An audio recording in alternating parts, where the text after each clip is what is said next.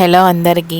ఈరోజు వచ్చేసి మా పిల్లలకి తోటకూరను ఇలా కందిపప్పుతో కలిపి చేస్తే రుచి మామూలుగా ఉండదండి. ఫస్ట్ అయితే మనము కందిపప్పు ఉడకబెట్టుకోవాలి.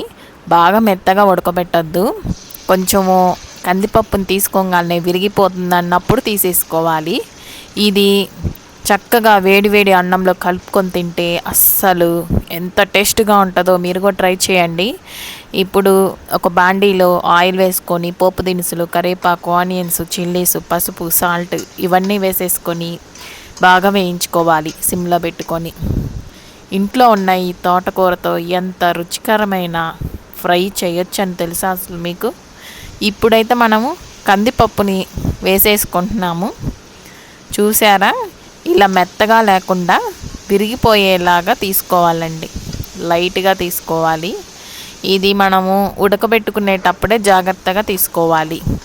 ఇప్పుడు దీని మొత్తాన్ని మనము బాగా మిక్స్ చేసేసుకోవాలి.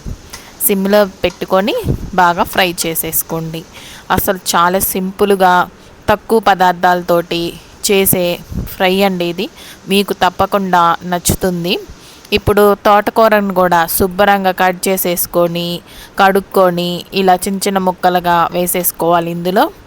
దీని మొత్తాన్ని మనము బాగా ఫ్రై చేసేసుకోవాలి. చూసారా ఇలాగ ఫ్రై అవ్వాలి. ఇప్పుడు కారం యాడ్ చేసేసుకుంటున్నాను 1 టేబుల్ స్పూను.